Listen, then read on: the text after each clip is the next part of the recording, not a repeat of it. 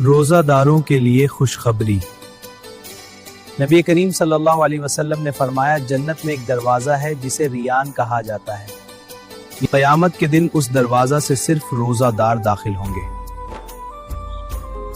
ان کے سوا کوئی اور داخل نہیں ہوگا۔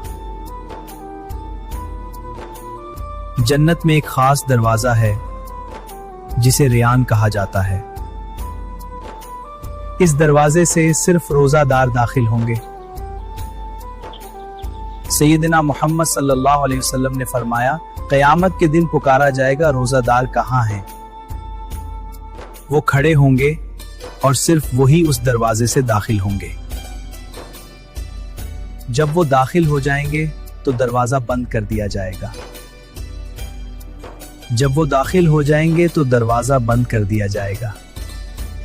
جب وہ داخل ہو جائیں گے تو دروازہ بند کر دیا جائے گا۔ پھر کوئی اور اس دروازے سے داخل نہیں ہو سکے گا۔ یا اللہ، ہمیں بھی ریان کے دروازے سے جنت میں داخل فرما، آمین۔